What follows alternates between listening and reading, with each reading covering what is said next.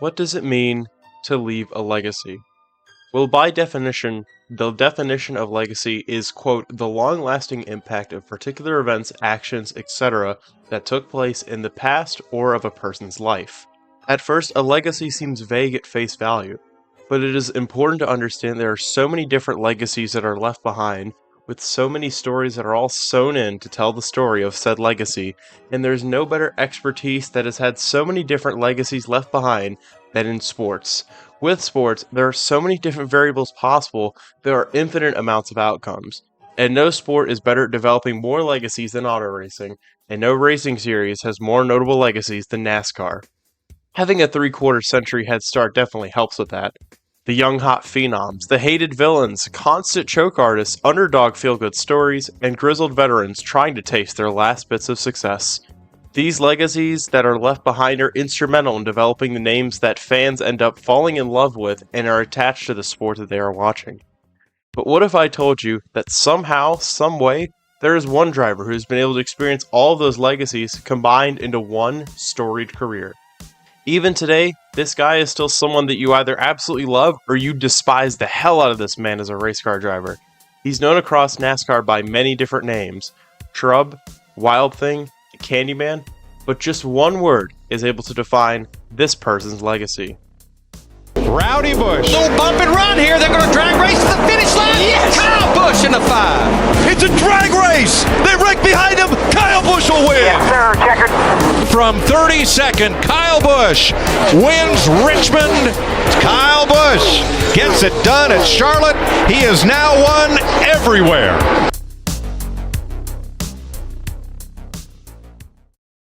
Born on May 2nd, 1985 in Las Vegas, Nevada, Kyle Thomas Busch grew up in a household where race cars weren't just a hobby, it was a lifestyle.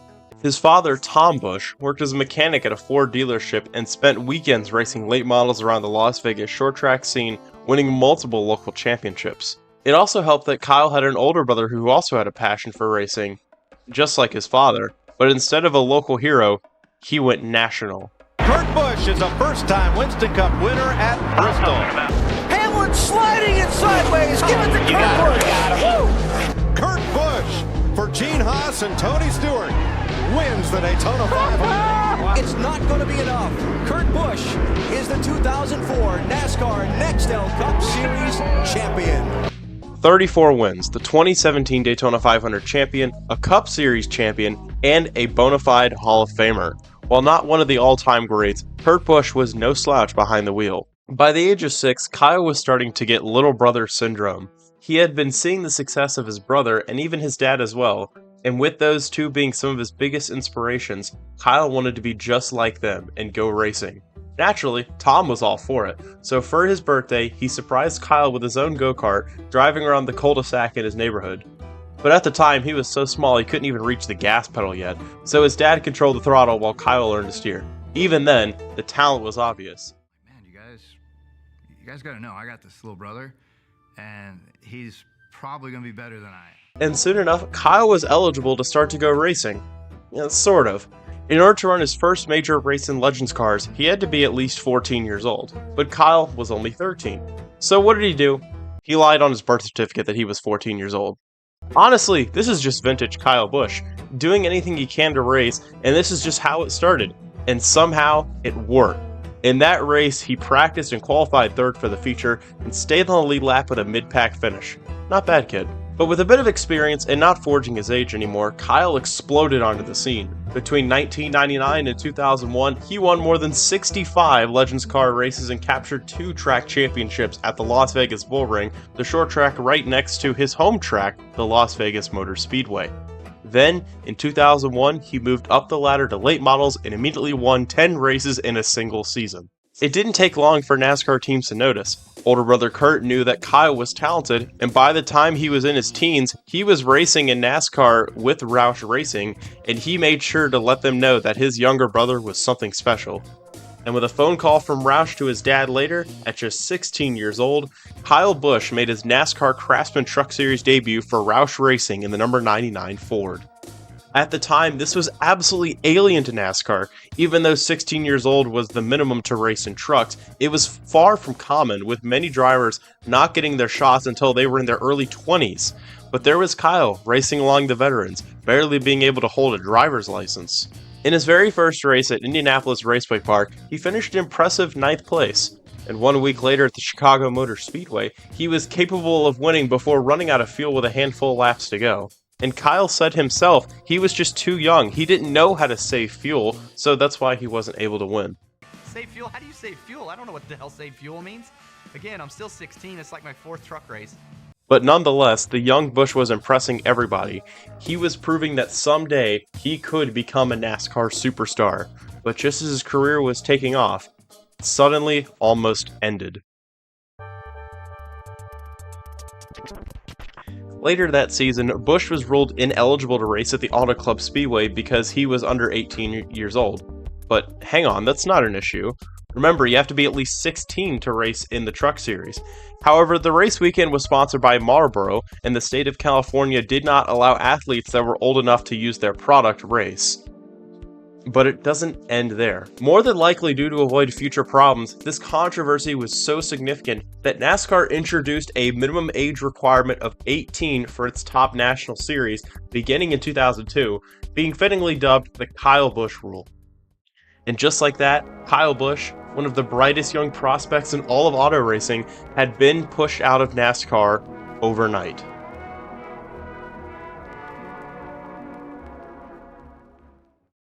But during his temporary ban, Kyle Busch decided to run in the American Speed Association, or known as the ASA, to try and kill some time, trying to find any racing he was allowed to participate in. But while Busch was trying to get some extra reps, he had a reconsideration about his future regarding who he wanted to drive with.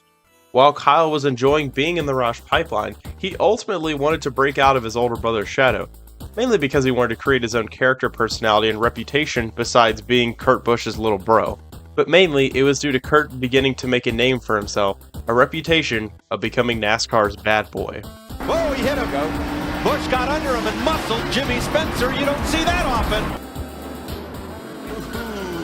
He just booted him out of the way.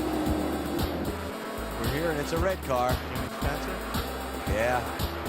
That would be what, the 3rd or 4th time this year that they've tangled? But while there was Kyle on the hunt for a new home, there was one person who was very impressed by the finally now 18-year-old phenom, and that man was Rick Hendrick. Now, when Rick Hendrick taps someone to drive one of his cars, you know that person is a special talent. Jeff Gordon, Jimmy Johnson, and many more have driven for his team, Hendrick Motorsports. Because more often than not, those combos of driver and team get results. And in 2003, Kyle Busch would run his first start in the Busch Series, now known today as the O'Reilly Series, the precursor to the Cup Series. Under Rick at Charlotte, having an impressive day, starting 5th, leading 33 laps, and finished 2nd only to Matt Kenseth. This sole race proved that Kyle wasn't just good, he had the potential to become one of the greats. Busch would run select races for HMS for the remainder of 2003, finishing solidly. All of Kyle's success was finally paying off, as in 2004, Busch would get to drive for Hendrick Motorsports in the Busch Series full time. This was Kyle Busch's big break. Finally, he had a chance to compete for a title, and he took full advantage. Can't quite make it. Kyle Busch scores his first Busch Series win. Good for him. Here he comes. 2 wins in the last 3 races for Kyle Busch. And Kyle Busch, checkers are in the air. It's a Busch win at Kentucky. 3rd win this season. Vickers, they went on to win the championship. Tonight, it's Kyle Busch with his 4th win of 2004. And I got to say hello to the folks in Saskatoon, Saskatchewan. To the catch man, Dave Carreri. 5 poles, 16 top 5s, 22 top 10s, and 5 wins, and coming up just short of the championship. Kyle Busch was definitely worth every penny to Rick Hendrick. Yeah, baby, that's the way I do it. Come out of the smoke. Life is good. Yes, sir. But there was another part of the Hendrick bloodline that was arguably more influential to Kyle Busch than that the man that gave him his chance, Rick's son, Ricky Hendrick. Only being a little bit older than Kyle, Ricky Hendrick was also a race car driver, even winning a truck race at Kansas in 2001, But unfortunately, due to injuries, Ricky decided to hang it up as a driver and becoming a mentor for the younger drivers at Hendrick Motorsports. Ricky had the feisty racer's attitude, but he had the maturity to guide Kyle in his early days, being a great person to help him in the moments that all young drivers go through. Ricky Hendrick was not only a big part of Kyle Busch's racing career, but him as a person.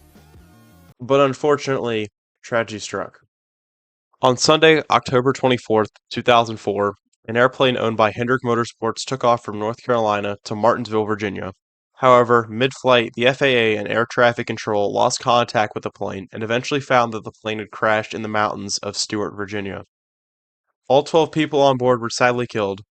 Among them, Hendrick Motorsports staff Kimberly and Jennifer Hendrick, General Manager Jeff Turner, and Chief Engine Builder Randy Dorton. The pilots were Richard Terry and Elizabeth Morrison. Other passengers included Joe Jackson, an executive of DuPont, and Scott Latham, a friend of Rick's and also Tony Stewart's pilot. And members of the Hendrick family, including John Hendrick, president of Hendrick Motorsports, Rick's twin daughters, and son, Ricky Hendrick. This loss not only shook Hendrick Motorsports, but the entire NASCAR community. But for the context of our story, this was a massive loss for Kyle Busch. His mentor was gone, just like that. It was something that put a huge weight on him, as shown in the following race at Atlanta, where Kyle Busch came up just short to Matt Kenseth of winning the first race back since the tragic tale. And with just a 2-lap dash, not quite enough. What are your feelings? I didn't have enough. 17 beat us.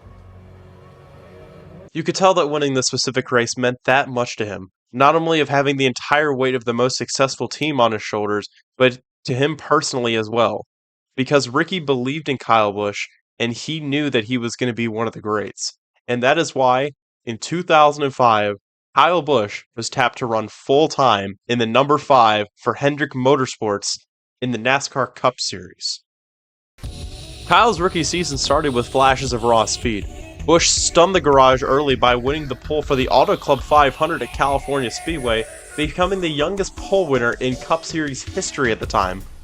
But like many young drivers, his rookie year was inconsistent. He mixed impressive runs with crashes, mechanical failures, and just rookie mistakes. But by the summer, Kyle's speed was impossible to ignore. He consistently outrun veteran teammates and began contending for victories nearly every weekend. Then, the breakthrough moment happened, once again at California Speedway. Tomorrow, the headlines will say Busch won at California. Here it is. But it'll be Kyle Busch. Kyle Busch wins at California. Yeah, get it, get it, get it. Yes, six-time Cup winner by 4 days, Kyle Busch, baby. Yeah. Find a way to victory lane. He's here now.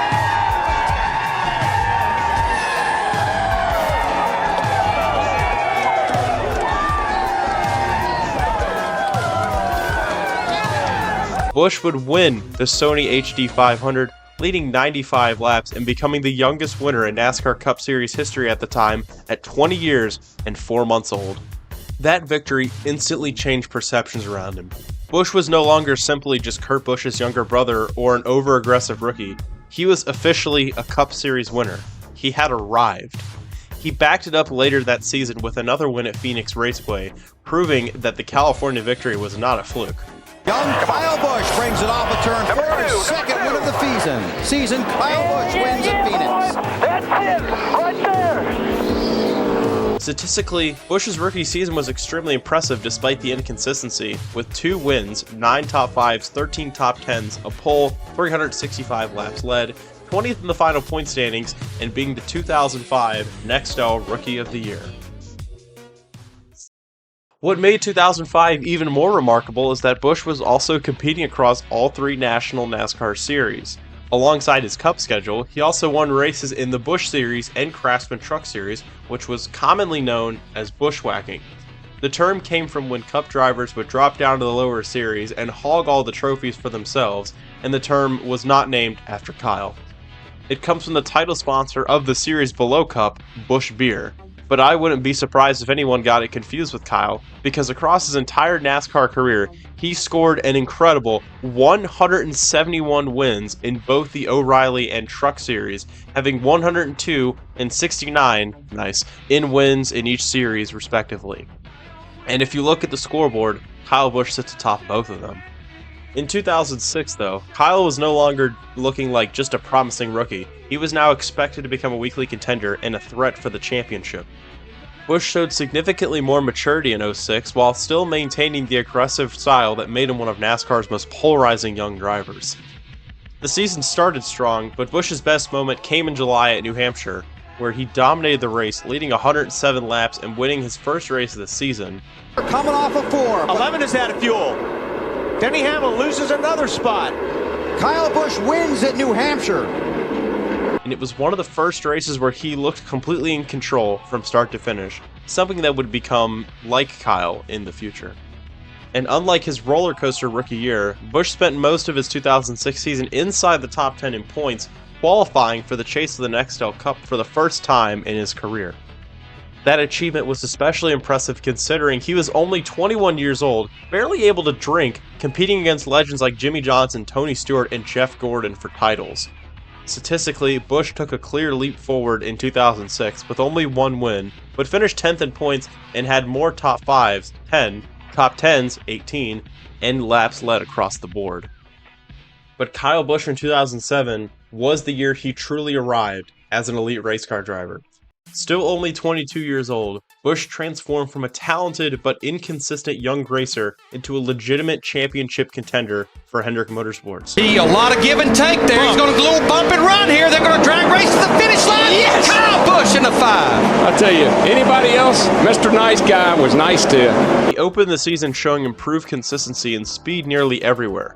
His aggressive driving style was still there, but was beginning to look more controlled and polished. What made Busch's 2007 season impressive was not just the single win, but overall consistency. He ran near the front and qualified for the chase for the second consecutive year. Throughout the playoffs, he looked more capable of winning more races, but bad luck and inconsistency kept him from fully challenging teammate Jimmy Johnson for the championship, who was on another planet in the final 10 races. Statistically, 2007 represented a major breakout for the young phenom, scoring only one win, but career highs of 11 top 5 finishes and 20 top 10 finishes, and 5th in the final point standings. One of the most memorable moments of Busch's 2007 season, though, was his rivalry-filled relationship with other drivers, most notably, his brother.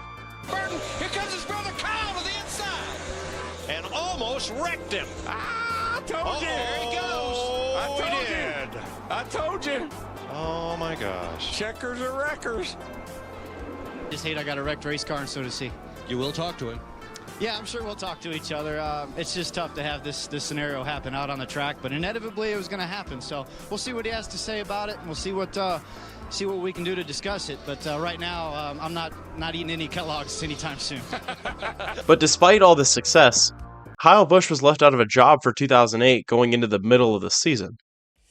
It was reported weeks after the All-Star incident with his brother that Kyle's primary sponsor, Kellogg's, did not want him back for 2008. But Kyle and Hendrick Motorsports were confident they could find another sponsor to back the driver. At least that would have happened if the biggest free agent in NASCAR history wasn't up for grabs.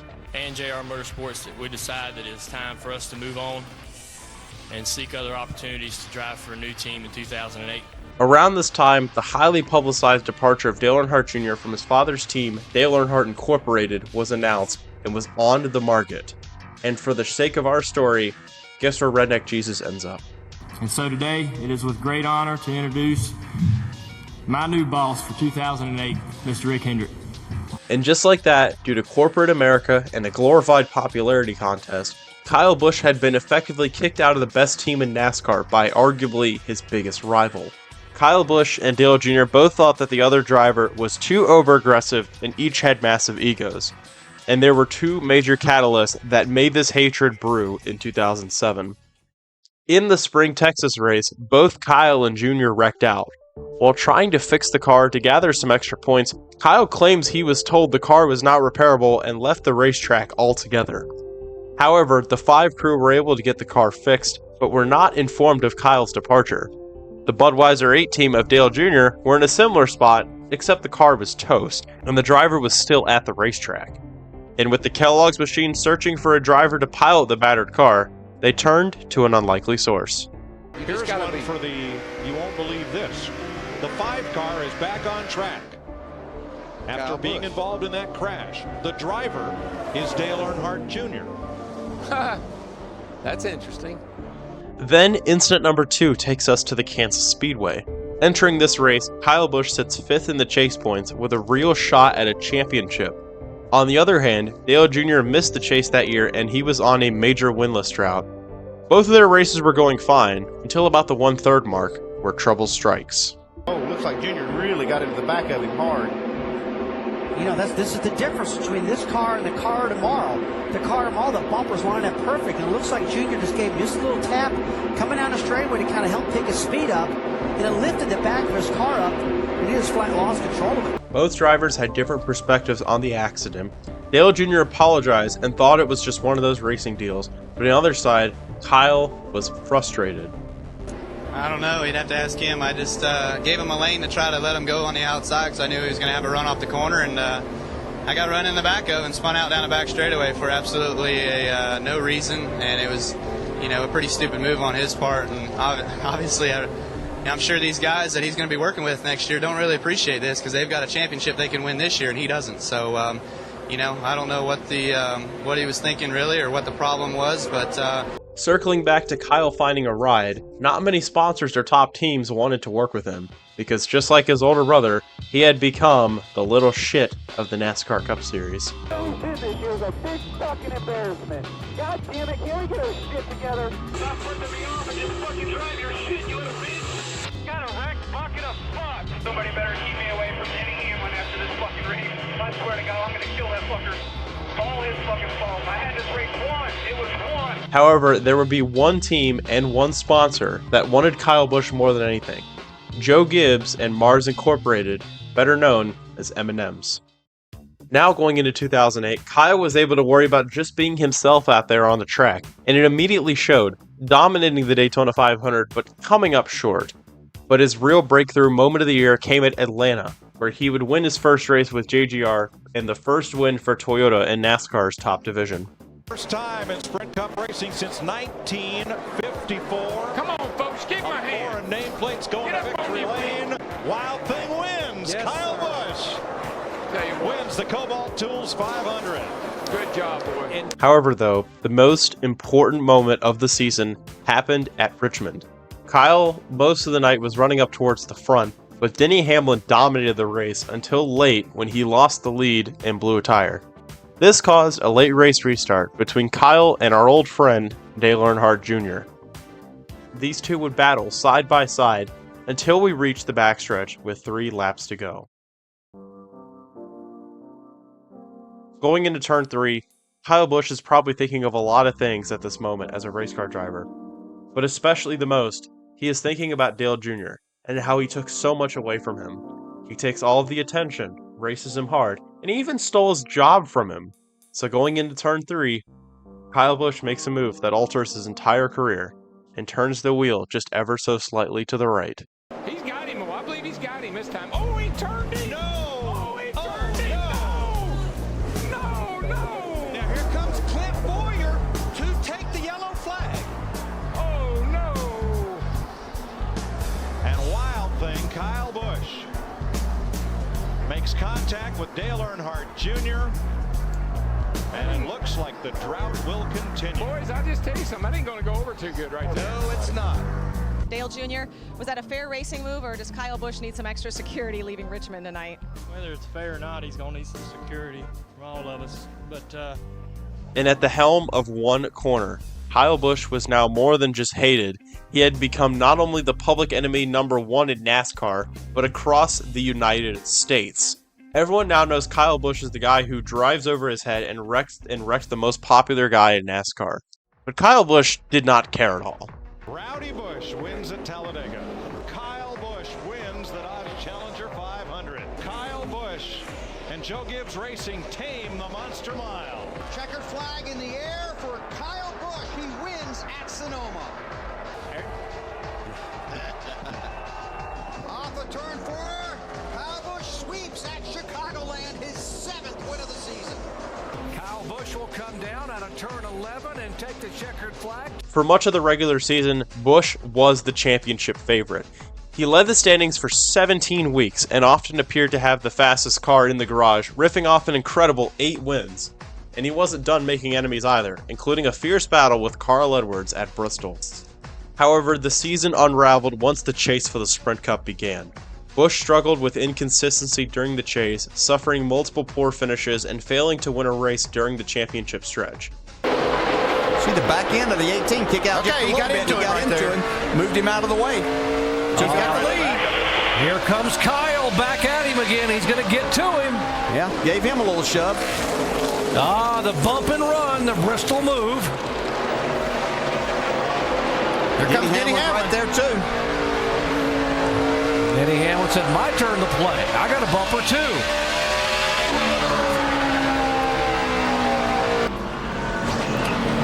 Carl Edwards mathematically locked in. Get a little nudge here from Kyle Busch. I don't know what's going on there.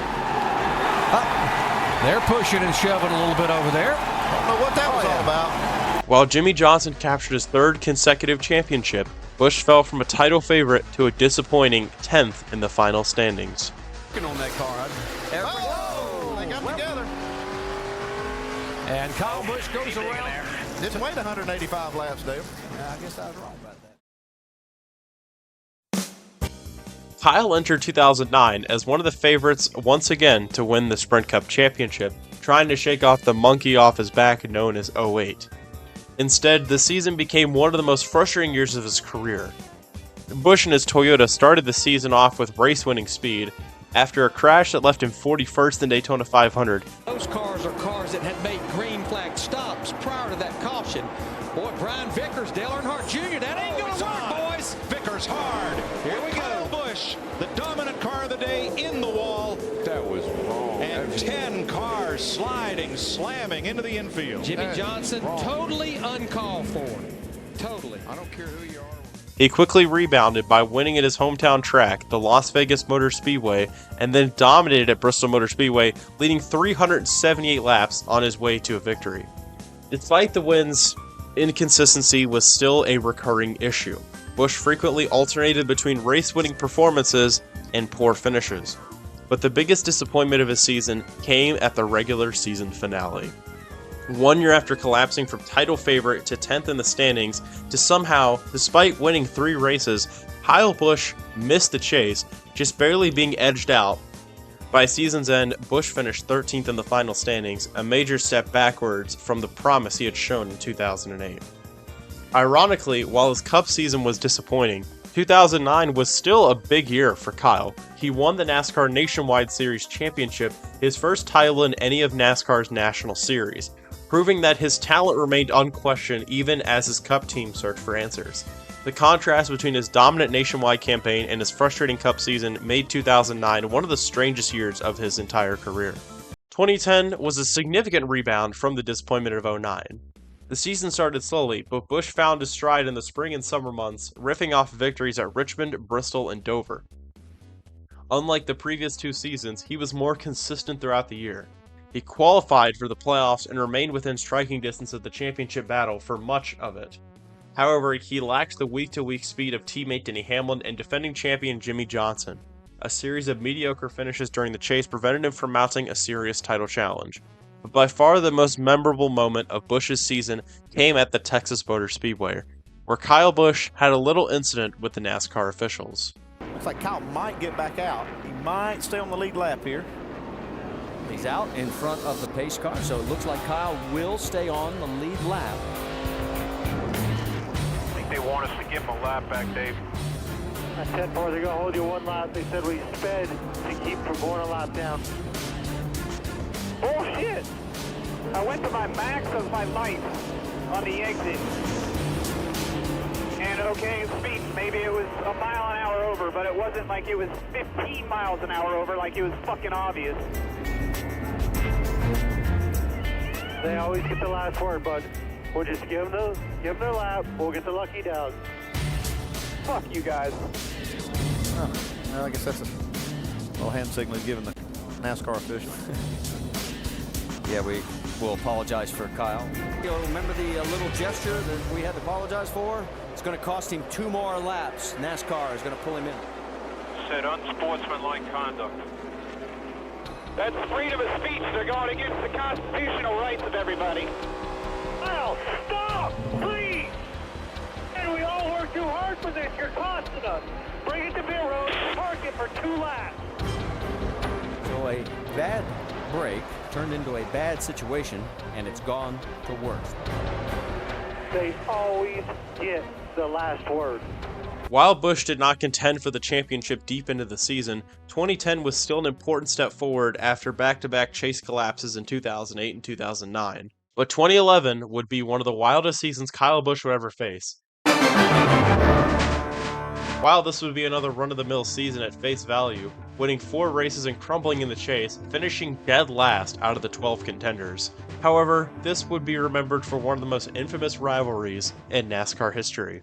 This is Kevin Harvick. Going into the 2011 season, Kyle Busch and Kevin Harvick do not like each other. Actually, no, these two despise each other. But in order to understand why this is the case, we gotta rewind back a few years. It's the 2005 MBNA Race Points 200 at Dover in the Busch Series. Kyle Busch in the 57 is racing Kevin Harvick in the 21 hard side by side, but coming to 55 to go off turn 4, Kyle gets a bit loose. Oh, there they go. Win again. Oh, there they go. I thought you can't do that. Didn't make it that time. Caution is out. Here comes another car spinning. Randy LaJoy at 34. And that's all because he locked it down. Spin and save, though, for LaJoy, as this wreck is still going on. I'm not so I think going on purpose. Still going on purpose. I think one of them's throttle's hung. I'm not sure which one. While it's clear on TV that Busch made a mistake, Kevin Harvick thinks otherwise and keeps his foot planted to the gas. After the race, both drivers show their opinions. Kevin Harvick wanted to end the day short on us. You know, I got underneath him 2 or 3 times, and he ran me low, real low, coming off turn 4 especially twice, and took all the air off my spoiler, and I got loose and was trying to chase it up the racetrack and squeezed him in the fence, and then he wanted to commit murder on me and drive me down into turn 1. Yeah, I don't even need to look at it. I mean, basically what happened was, yeah, you got a lot of these guys got a lot faster race cars than they do talents, and you know. Fast forward to the last Cup race of 2010 at the Homestead Miami Speedway. Kyle and Kevin have been racing hard all day long, and coming to 24 laps to go, Busch pulls a slide job on Kevin Harvick, and he loses his cool.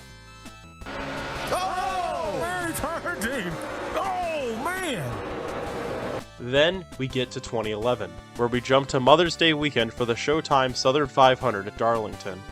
On a late race restart with 5 to go, Busch and Harvick are side by side in turn 2, and Kyle washes up a little bit into Kevin.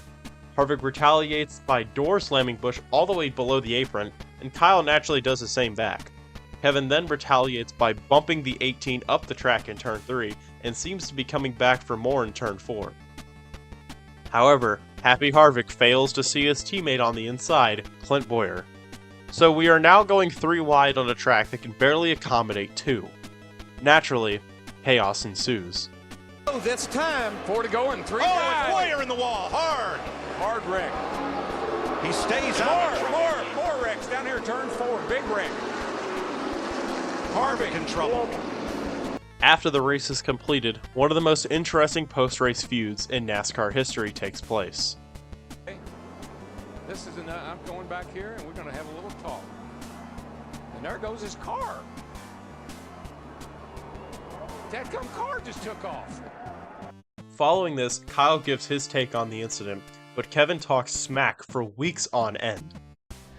Harvick's up on the top a little bit loose, and I had to run, and I gave him room, and he kind of came off the wall. That's a bad angle, obviously, but you know, and then he lifted early to let me go into turn 3. I thought it was all good, and then he drives in the back of me there. So made my car loose all the way through the exit and just made a run for those 2 guys to get back on my inside, and then obviously Clint wrecked bouncing off of Harvick, and it was just uncalled for, you know, just unacceptable racing. And what we had to do there at the end, and things happen.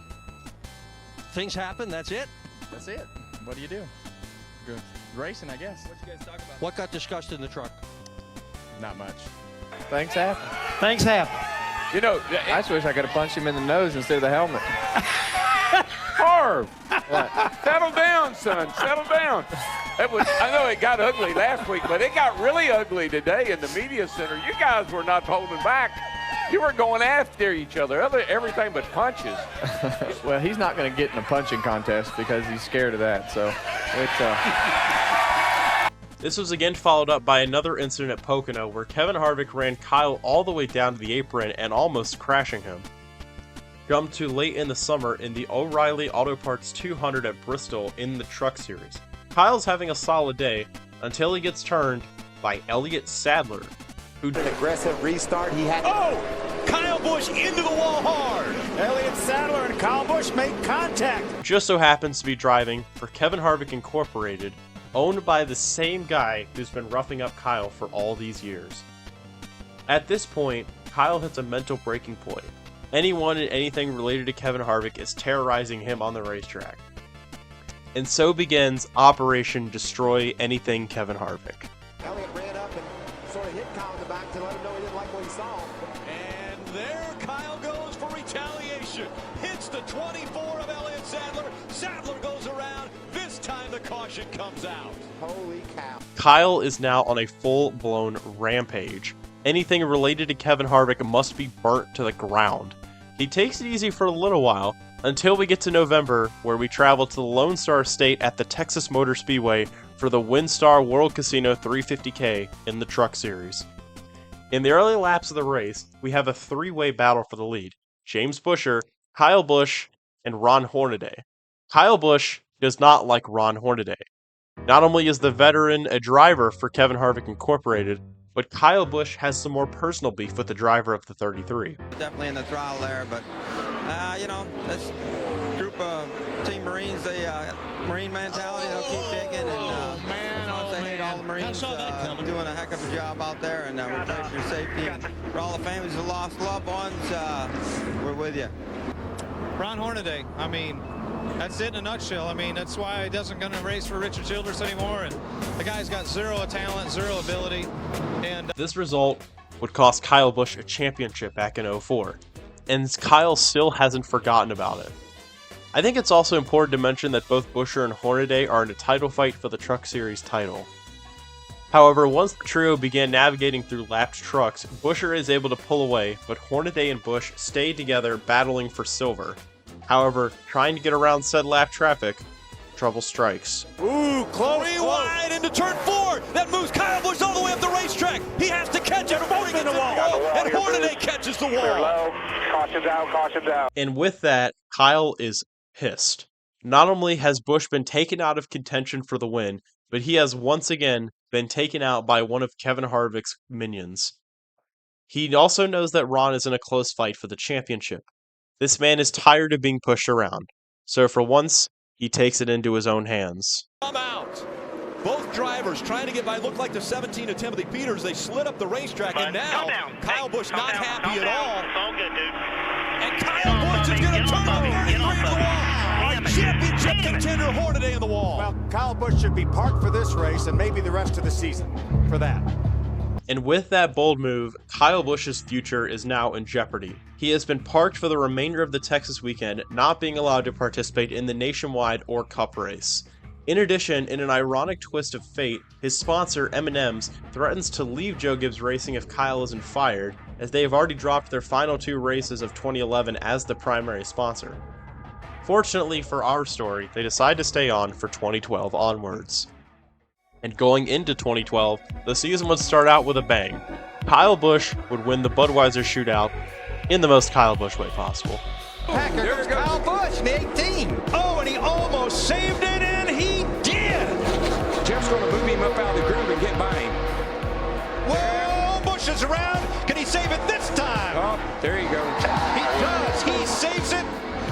I don't know if Kyle's got it. Remember what happened the last time these two were coming to a start-finish line back in the July race? Smoke versus Wild Thing to the line. He got him. He got him. Wild Thing wins. He got him. However, this would be the peak of 2012 for KFB, as despite a win at Richmond in April, the season would be down, being good but not quite good enough, even missing the chase, barely being edged out by Jeff Gordon at the September Richmond race. What goes around comes around, I guess. Luckily, 2013 would be a good rebound year for Kyle. this time making the chase and winning 4 races on the year, including one of the most iconic finishes in recent NASCAR history. Watch out for the third place car, Kyle Busch. He's looking. Hamlin edges ahead. They touch! They touch, and here comes Kyle! Hamlin got on the wall. Hamlin spins down the racetrack, and Kyle Busch wins in California. I thought they'd be nice to each other. They weren't. Again, Kyle Busch is winning in the most Kyle Busch ways possible. Absolute cinema and chaos. Although not as exciting as prior seasons, like 2008, Kyle Busch still put up the best season of his career points-wise, finishing 4th in the final standings. He was finally starting to get away from his old moniker of being a flashy but streaky driver throughout the season and becoming more calm, cool, and collected. Rolling into 2014, Kyle Busch would once again start the season out in style, partially recreating his 2012 shenanigans in the shootout, and finishing the Daytona 500 backwards. Just awesome. And just a few weeks later, he would pick up his first win of the season at Auto Club. But however, this would end up being the only win for Kyle Busch this season. While he would have another consistent year like 2013, it wasn't as consistent as the year prior, and in the first year of the knockout-style playoff format, Kyle Busch would get sent home early after being caught up in a wreck at Talladega. By this point, Kyle Busch had been starting to become known as a choke artist. It doesn't matter if it's a season like 2008 where he's riffing off wins like they're going out of style, but inconsistent, or is more like a season like 2013, where he only won a few races but was extremely consistent. It was clear to the media, his team, and to himself that something needed to change going into the 2015 season. And sure enough it would, but not in the way that anybody expected. They can't do this for 10 laps. Eric Jones around. Back across the field. The big one, part 2 at Daytona. Yeah, they can't do this. Nice straight. Did anybody hit you there, Kel? A horrific crash for Kyle Busch, who slid through the infield grass and went head-on into the inside wall.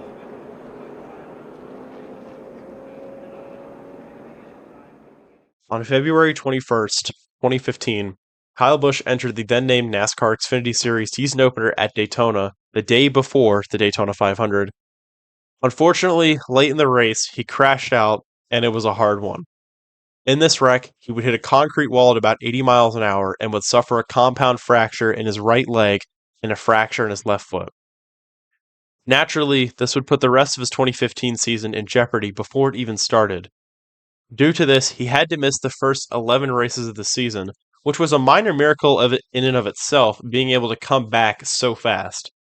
However, due to that he had not run a race at all, he was dead last in Cup points and had to make the top 30 if he wanted to be eligible for the playoffs, because all he had to do was win, and he would make the 16-man grid, along with being in the top 30, of course.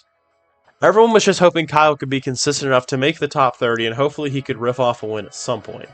It is a tall, tall order, but Kyle Busch says he's up to the task. Best of luck out there. No crutches necessary.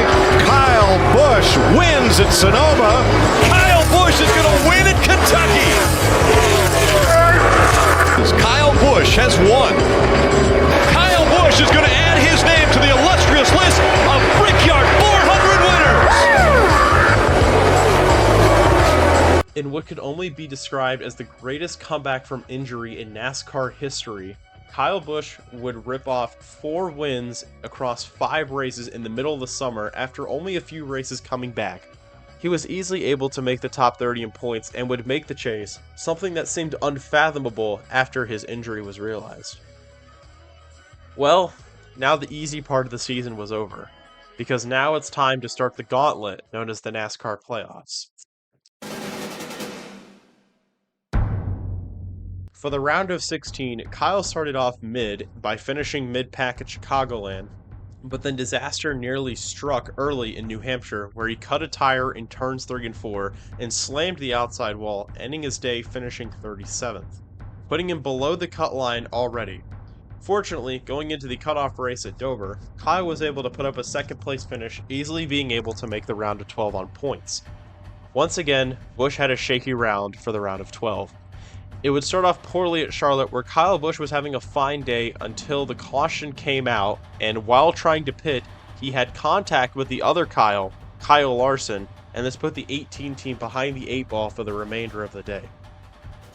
Despite this, he would have a strong finish at Kansas, but going into Talladega, where anything could happen, Kyle is still on the brink of elimination. Fortunately, the odds played in his favor, however, and due to Kevin Harvick causing his late race shenanigans, the 18 was able to make the round of 8, one step away from the championship 4. In the penultimate round, Kyle would enter another level of consistency, finishing in the top 5 in every single race, easily making it to the championship 4. This was it. For the first time in Kyle Busch's career, he had made it to the final race with a real shot at winning his first Cup championship, having the chance to put his name alongside the NASCAR greats, and finally shaking the narrative of being a choke artist off his back. And by far in his most difficult season he's ever had in NASCAR, he won the whole damn thing. Kyle Busch, tonight he earns his first Cup title. Kyle Busch, the 2015 NASCAR Sprint Cup champion.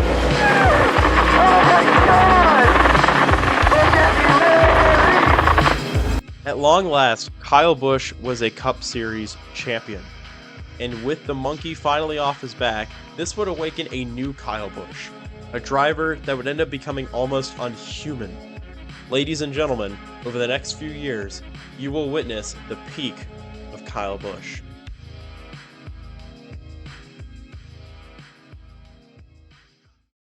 Going into 2016, Kyle would have to do something he had never done before, a title defense. Unfortunately, he would fall short of the ultimate goal, but still had a solid season, finishing 3rd in the final standings and winning 4 races on the year, including a dominating performance at the Brickyard 400, winning back-to-back crown jewels for the first time in his Cup career. Then we roll into 2017, where the season started in disappointment. Busch crashed out of the Daytona 500 and endured several near misses during the first half of the year. Despite regularly having one of the fastest cars, victories kept slipping away because of bad luck, late race incidents, and strategy setbacks. But arguably, the climax would happen early in the season, where tensions boiled over a last lap incident with Joey Logano at Las Vegas, leading to one of the season's most memorable confrontations. This is going to get ugly. It's going to get ugly down here, boys. And Busch is around. Martin Truex's money in Las Vegas. He wins. Kyle Busch slides down the pit road.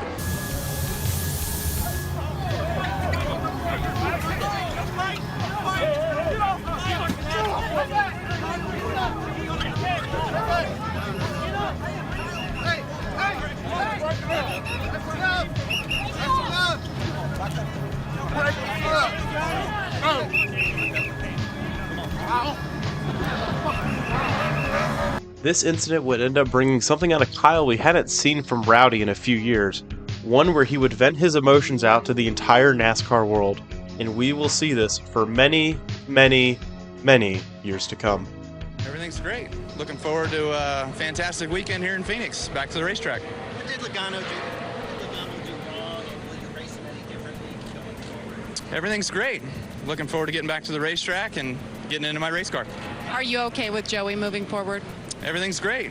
Really looking forward to getting into my race car and getting back here at Phoenix. Speaking of that, are you glad that this is over and get in the car where you're comfortable and get back to racing? Everything's great.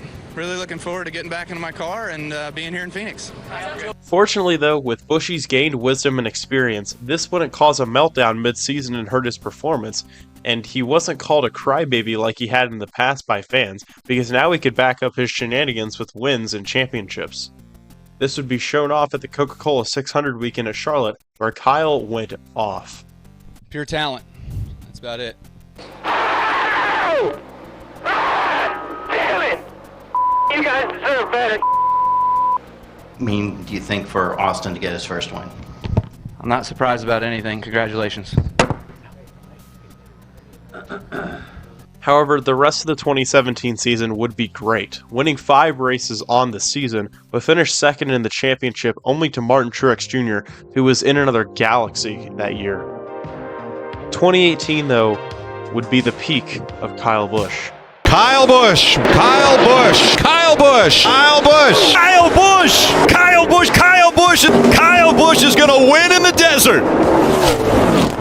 8 wins, 22 top 5s, 28 top 10s, and an average finish of 8.3. This would be the pinnacle of Kyle Busch as a driver in NASCAR. Even though he was dominant, it still was just as exciting, if not more than normal. Larson to the bottom of the track. Slide job. Trying to take the lead away. Slide job. Almost. The momentum. The 18. They make contact. The 18 into the wall. They're side by side again. Going into 3 for the lead. Larson has the advantage. Here comes the 18. He puts the bumper to the back of him. The 18 into the wall. The 42 sideways. Where's Harvick? Here comes the 18. Kyle Busch will win. Wow. If it wasn't for lap traffic, it wouldn't even have been a race. I don't know what y'all are whining about, but if you don't like that kind of racing, don't even watch. Race. However, in a weird, twisted way, in his best statistical season, Kyle would not win the championship. In a normal full season point format, Kyle would have won the whole thing.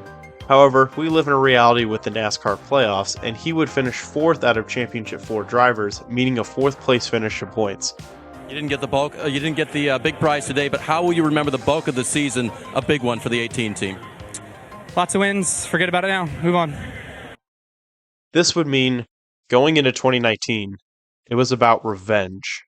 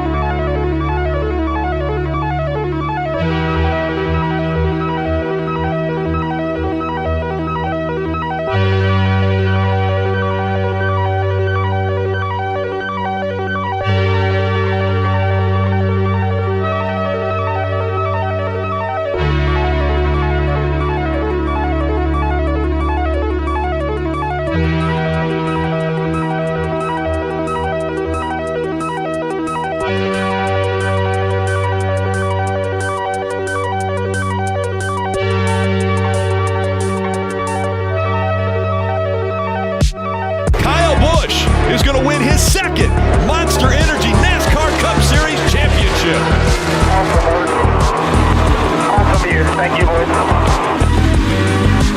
In what would be a slight down year statistically, Kyle Busch would still by far be the class of the field in 2019, winning 5 races, but still having a ridiculous 8.9 average finish. And don't worry, there were still many great moments. What happened there with the 53 there late? 52, get it right. Don't know.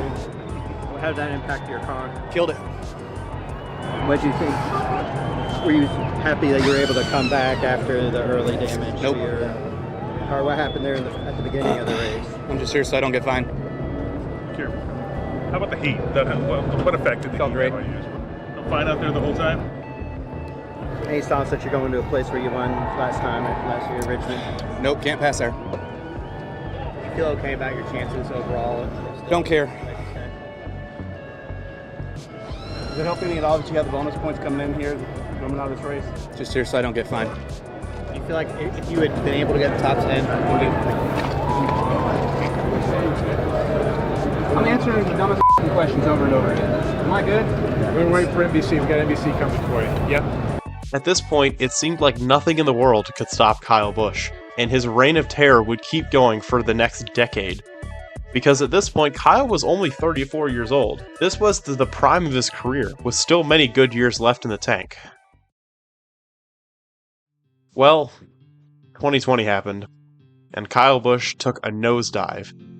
He only won 1 race late in the season at Texas, with an average finish of just over 14th place. This would also be reflected in the championship, where he got eliminated from the playoffs in the round of 12, finishing a measly 8th in points. Funny how Rowdy has raised our expectations so high that this season felt like the end of the world for the 18 team. I can't believe you could still drive. How did you drive that after hitting the grass like that and bending that splitter? KFB. 2021 would be a slight step up from 2020, winning the Daytona Shootout, again in spectacular fashion. Brakes are Elliott inside in the chicane. Pounds Ryan Blaney. Here comes Kyle Busch. and it's a drag race to the line. Kyle Busch is going to steal the Busch Clash. And I do not care what you say, but this was the year that would have the greatest win of Kyle's entire career. The spring race at Kansas Speedway was sponsored by Busch Beer, who held a fan contest to name the race, and despite many great names, there was only one clear winner. Let me introduce you to the greatest race name of all time, the Bushy McBusch Race 400, where Kyle Busch would snag the win late on his 36th birthday.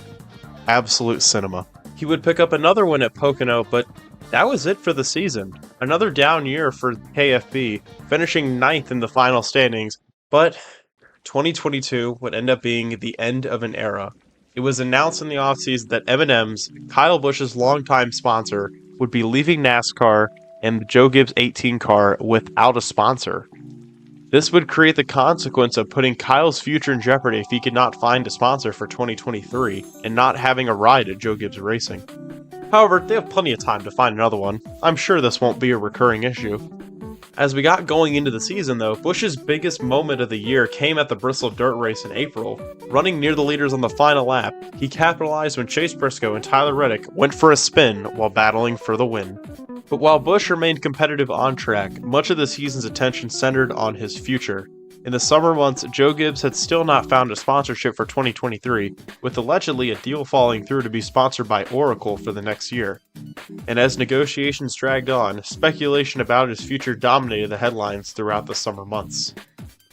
At the same time, his performance was also increasingly inconsistent. Busch endured one of the roughest stretches of his career during the summer months, suffering poor finishes and missed opportunities despite having race-winning speed at many races. Ironically, he and his teammate Denny Hamlin finished 1-2 at Pocono, only to get disqualified later in the day, getting credit with dead last points instead of second place. And Busch entered the playoffs as a dangerous contender, but his championship hopes unraveled almost immediately. In the playoff opener at Darlington, he led a race-high 155 laps and appeared to have the win in the bag before an engine failure struck under caution with only 23 laps to go. Additional problems at Kansas and another blown engine at Bristol ended any realistic chances of advancing. Busch was eliminated in the round of 16, marking the earliest playoff exit of his career. In September, Busch announced he would be leaving Joe Gibbs Racing after this season and would begin a new era in 2023. That I'll be taking my talents to Welcome, North Carolina to drive the number 8 car for Richard Childress Racing starting in 2023. I'd like to introduce you to my new boss, Richard Childress. The move ended one of NASCAR's most successful driver-team partnerships in its entire history. Between 2008 and 2022, Busch won 2 Cup championships, 56 races, and became one of the defining drivers at Toyota. His final race, the number 18, came at Phoenix, where he finished 7th in his farewell. But, starting in 2023, we saw a rejuvenated Kyle Busch, one that regained his swagger and desire to win once again. While he would just come up short of winning the Daytona 500, in what would likely become the final NASCAR race at the Auto Club Speedway, he would win his first race with RCR in only his second running. And just like that, Kyle Busch was so back. He was running up front at the top of the points. He would pick up another win later in the spring at Talladega. And along with a few more good runs, Kyle Busch would win in St. Louis in a dominating performance, picking up his 63rd Cup Series victory. It seemed like Kyle Busch was going to prove Joe Gibbs wrong and go out and win a title with another team. However, although he didn't see it at the time and didn't think it was possible, this would be the final Cup victory for Kyle.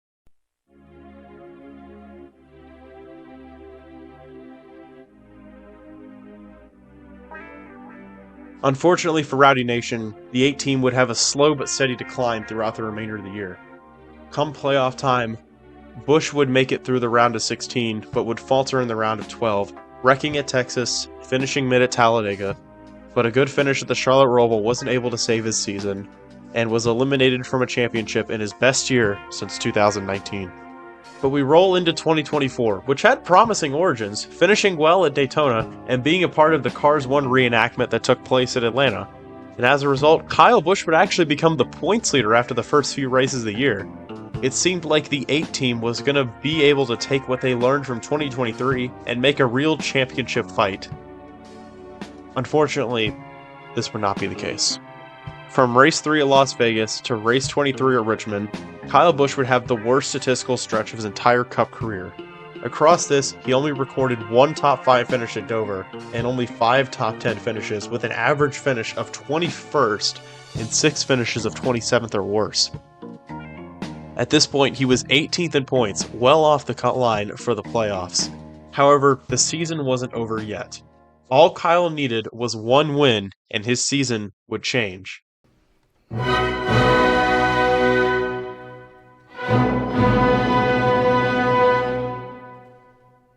At Michigan, Kyle would come oh so close to winning, but getting a good 4th place finish, bringing some life and hope back into the 8 camp. And fortunately for them, the next race was a golden opportunity. Daytona.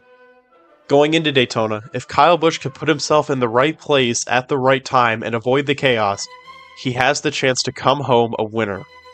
Fortunately, he does avoid all the chaos, and he is in a great spot to win. Coming up to the final lap, he has the lead. This was it. He was going to do it. An entire season of misery was about to be erased, and a return to form was about to come. Close to that victory, but here comes Harrison Burton for the Wood Brothers. He's being pushed by Parker Retzlaff. Busch goes low. Burton blocks. He gets back up. Cuts to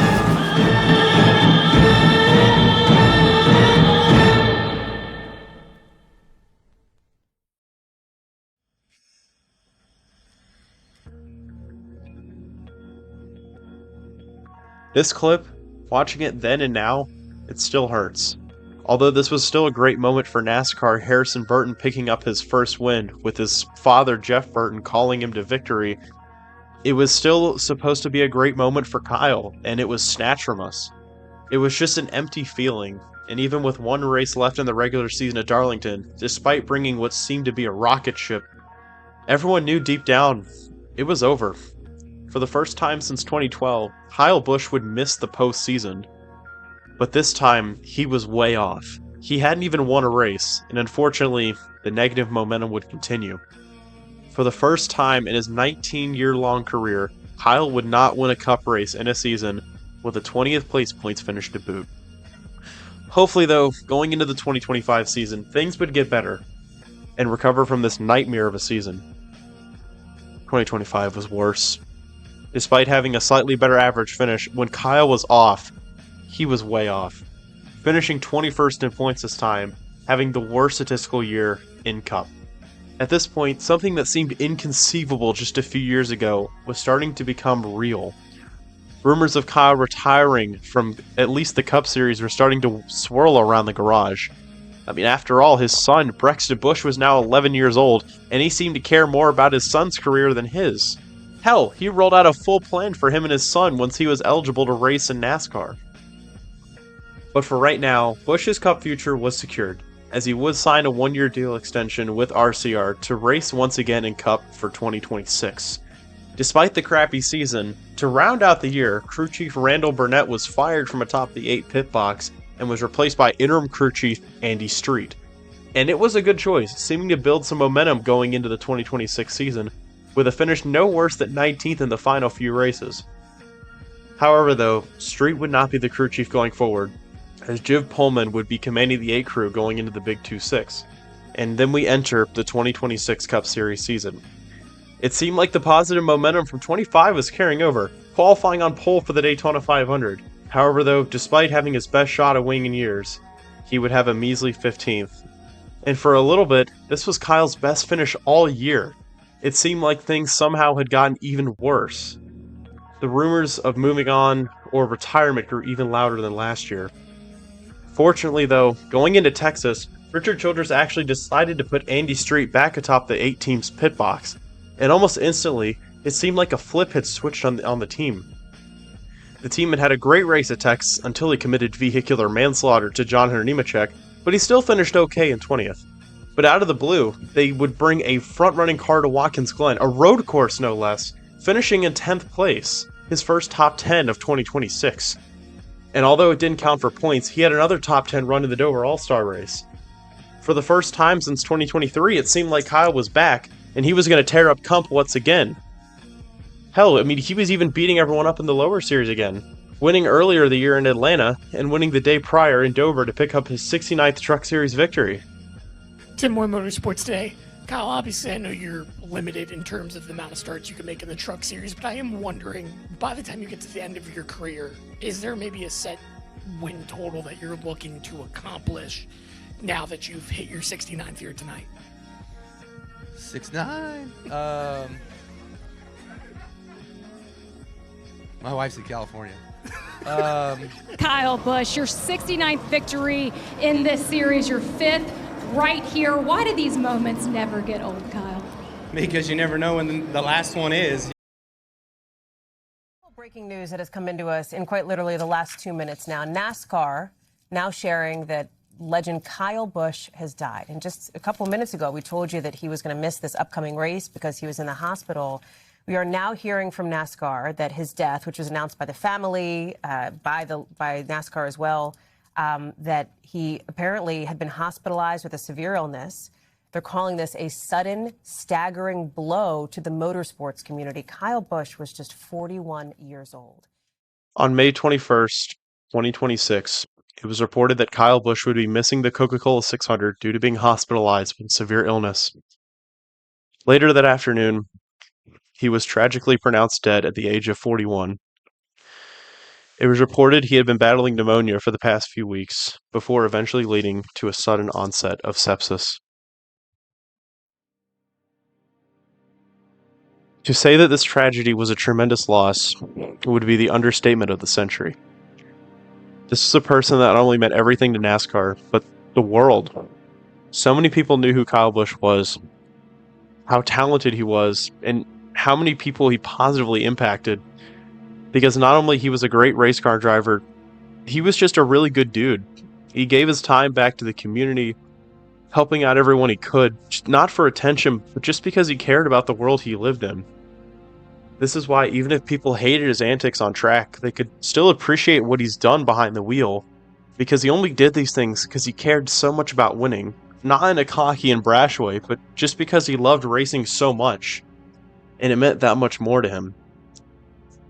But despite all these things though, I was still curious, how much did he truly mean to some fans of NASCAR? Fortunately, I do know a few of them, and here's what they had to say. My name is Timothy Brown. I'm a content creator on YouTube with 1,900 subscribers. It's Speak Up Stop Motion here.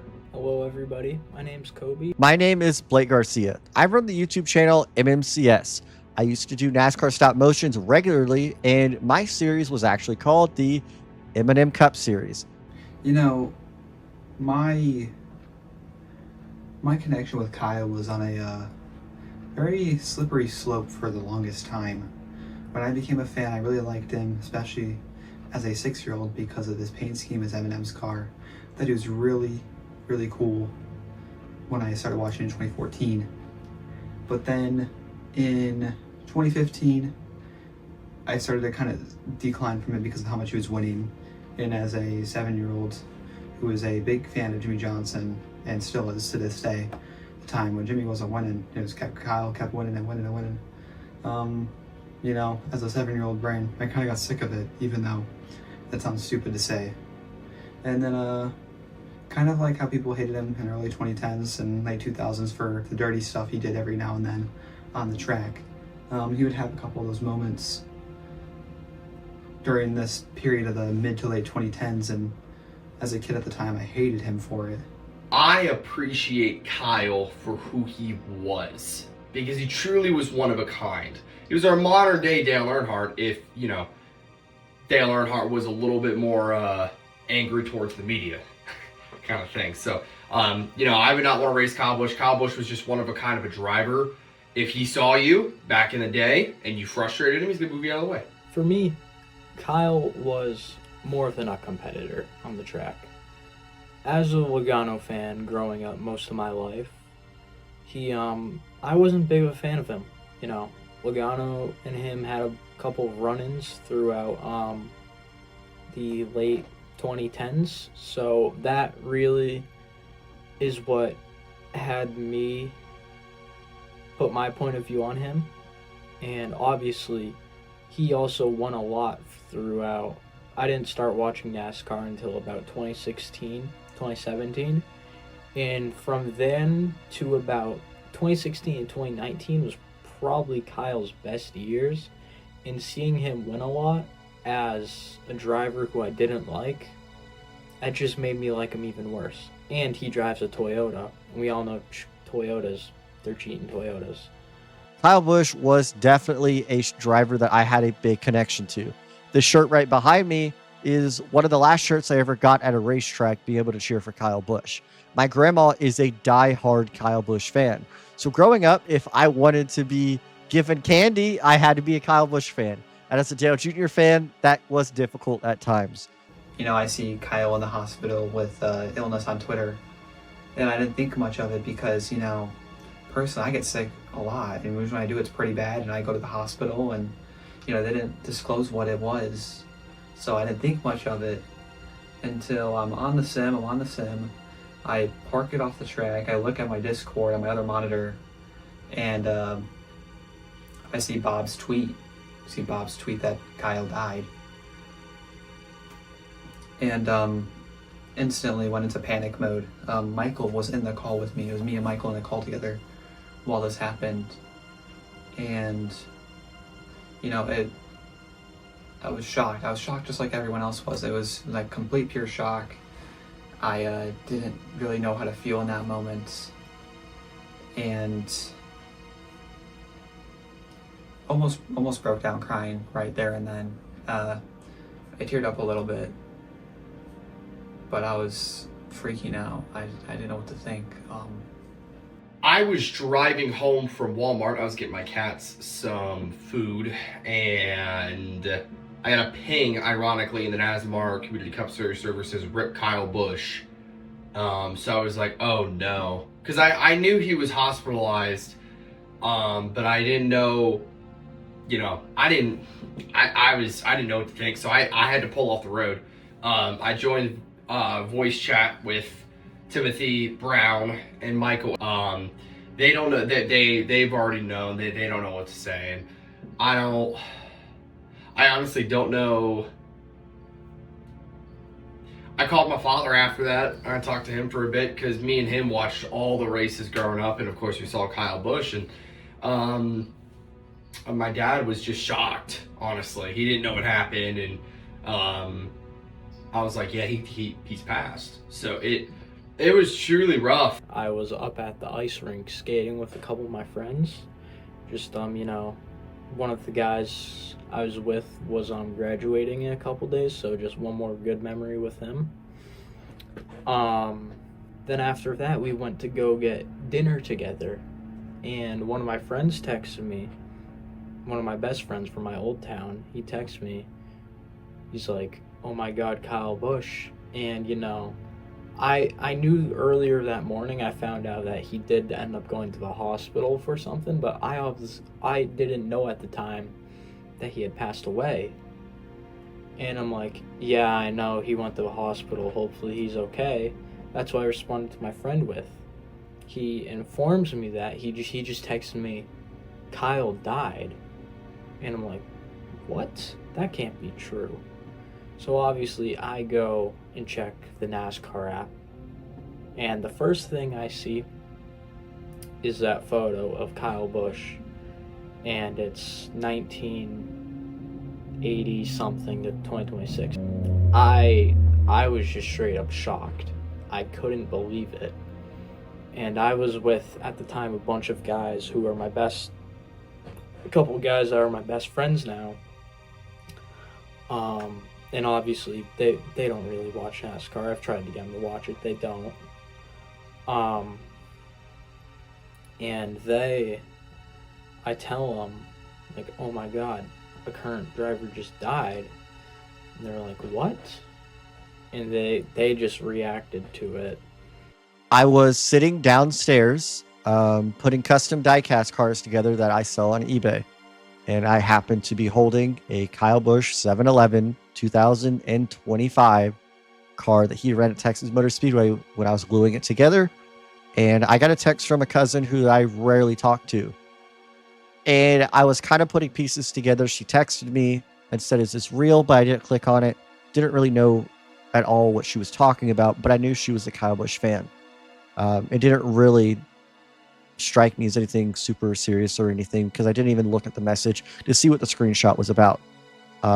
Maybe like 30 seconds after that, I got a phone call from my best friend Ryan, and I answered the phone and he said, "Did you hear what happened?"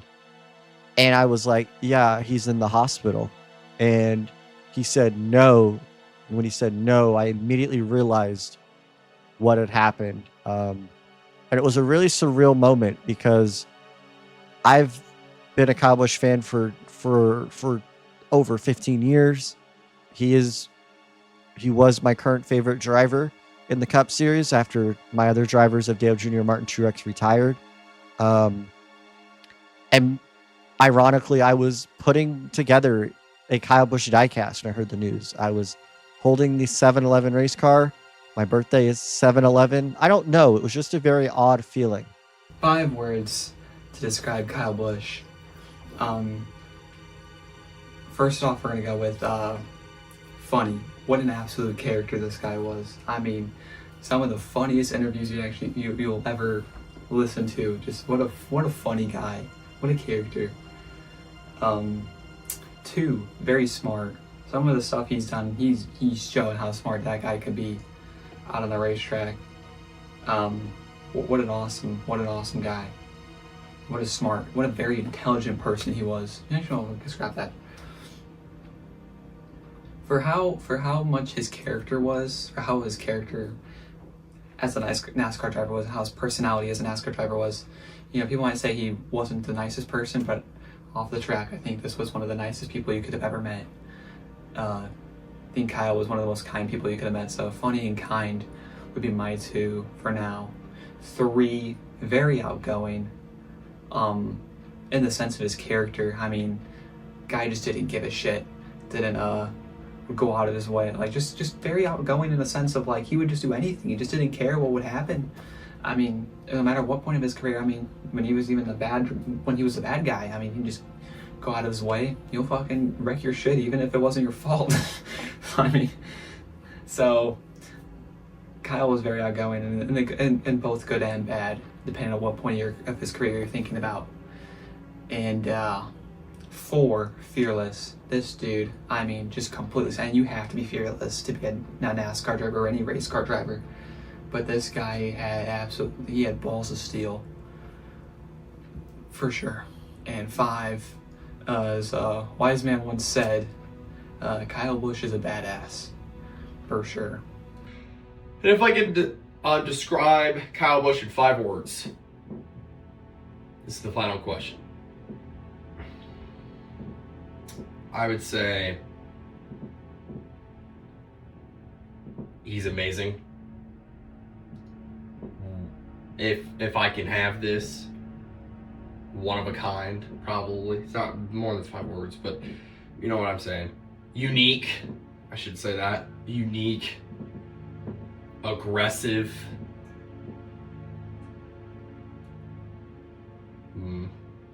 champion, and caring.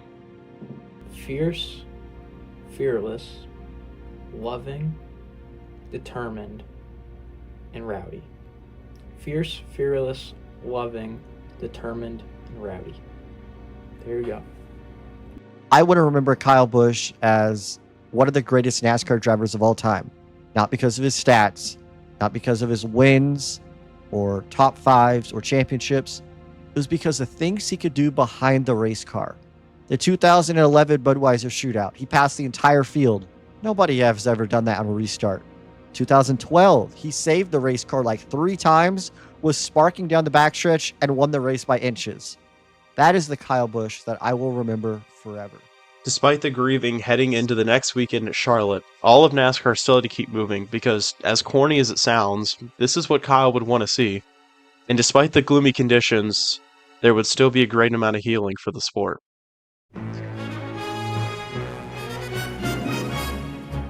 Oh man, they've The race is official. Daniel Suarez wins the Coca-Cola 600. What a tribute to Kyle Busch.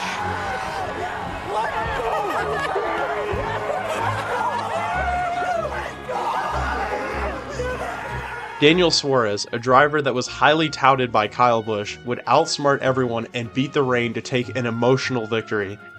And even more fittingly was the team who won this race. Spire Motorsports, who is an up-and-coming team rising their way through NASCAR, only a few years ago bought out Kyle Busch's truck team, Kyle Busch Motorsports. So effectively, despite being dead, Kyle was still winning like it was going out of style. And arguably even greater was the performance from Kyle's longtime teammate and greatest rival, Denny Hamlin, who would honor him with a typical Kyle Busch performance a few weeks later at Michigan. He would win the pole for the race, but had to start shotgun on the field due to unapproved adjustments before the race. However, the driver of the 11 would charge through the field, and once he got the lead, it was game over for the field, winning by 11 seconds. To finish it in the Irish Hills for driver 11. Career win number 63. Ninth all time, matching Kyle Busch. Great job, guys. Wow. Great car. Unbelievable. We love you, JB.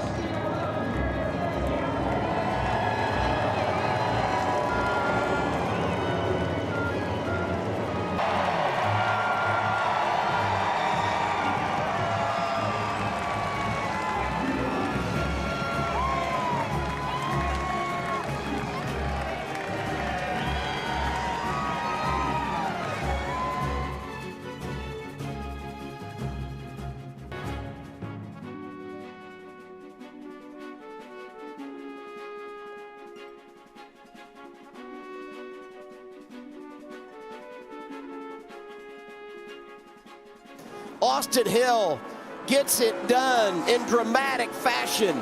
It's Hill winning at Naval Base Coronado.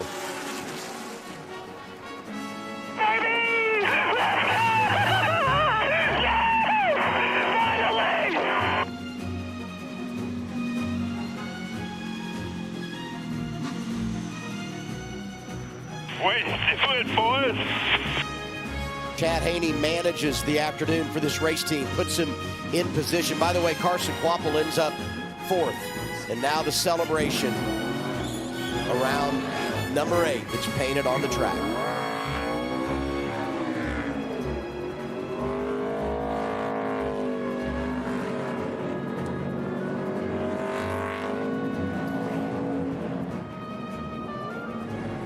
We would be proud.